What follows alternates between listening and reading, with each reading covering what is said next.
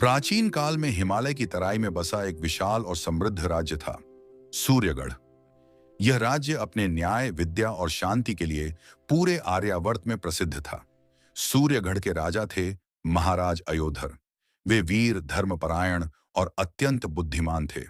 प्रजा उन्हें पिता समान मानती थी। राजा अयोध्र के जीवन की सबसे बड़ी शक्ति थी उनकी पत्नी महारानी वेदिका। वे केवल सुंदर ही नहीं, बल्कि वेदों की झाता, औषधि विद्या में निपुण और अत्यंत करुणामयी थीं। कहा जाता था कि जहां राजा की तलवार न्याय करती थी, वहीं रानी का हृदय घाव भर देता था।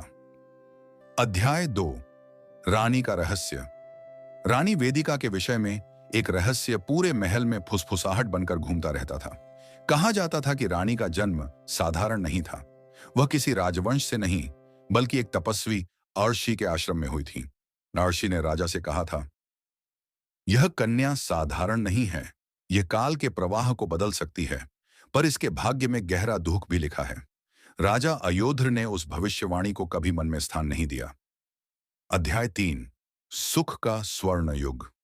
राज्य में कई वर्षों तक सुख शांति रही। राजा और रानी की जोड़ी आदर्श मानी जाती थी।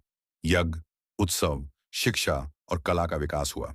पर एक बात राजा को भीतर ही भीतर कचोटती थी, उन्हें संतान नहीं थी। रानी वेदिका इस पीड़ा को मौन में सहती थी। वे रात को मंदिर में जाकर दीप जलाती और ईश्वर से केवल एक प्रार्थना करती, यदि मेरी संतान न भी हो तो मेरे राजा का राज्य सदा सुरक्षित रहे। अध्याय 4, भविष्यवाणी का आगमन। एक दिन राज्य में एक अंधा भविष्यवक्ता आया। उसने दरबार में घोषणा की, सूर्यगढ़ पर अंधकार आने वाला है। राजा की सबसे प्रिय वस्तु ही राज्य के विनाश का कारण बनेगी। राजा क्रोधित हुए, पर रानी वेदिका का मुख पीला पड़ गया। उन्हें अपनी जन्म कथा और आशी की भविष्यवाणी याद आ गई। अध्याय 5, युद्ध की आहट। पश्चिम दिशा में स्थित कालगिरी साम्राज्य के राजा क्रूर और लोभी थे। उन्होंने सूर्यगढ़ पर आक्रमण की तैयारी शुरू कर दी। उनकी सेना विशाल थी और उनके पास काला जादू जानने वाले तांत्रिक भी थे। राजा अयोध्र युद्ध के लिए तैयार हो गए। रानी वेदिका ने उन्हें रोकते हुए कहा, यह युद्ध केवल तलवार से नहीं जीता जा सकता। अध्याय 6, रानी का बलिदान। युद्ध के प्रथम दिन सूर्यगढ़ की सेना कमजोर पड़ने लगी। तभी रानी वेदिका ने एक गुप्त सत्य राजा को बताया, मेरे रक्त में एक प्राचीन शक्ति है। यदि मैं स्वयं को यज्ञ में अर्पित कर दूं तो राज्य की रक्षा हो सकती है। राजा अयोध्र स्तब्ध रह गए। उन्होंने इसे अस्वीकार कर दिया, पर रानी जानती थीं कि यही उनका भाग्य है। रात के अंधेरे में रानी ने मंदिर में स्वयं को यज्ञाग्नि को समर्पित कर दिया। अध्याय 7, विजय और शोक। अगले दिन युद्ध का रुख बदल गया। कालगिरी की सेना पर अदृश्य भय छा गया।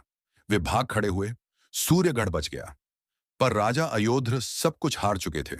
राजा ने रानी के स्मरण में राज्य का नाम बदलकर वेदिकापुर रख दिया। अध्याय 8, राजा का वैराग्य। राजा अयोध्र ने राज सिंहासन त्याग दिया। वे वनवासी बन गए।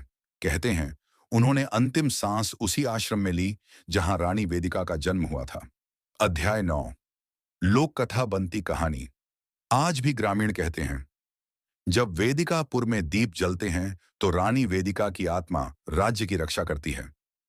उपसंहार, यह कहानी केवल राजा रानी की नहीं, यह प्रेम, त्याग, कर्तव्य और मौन बलिदान की कहानी है।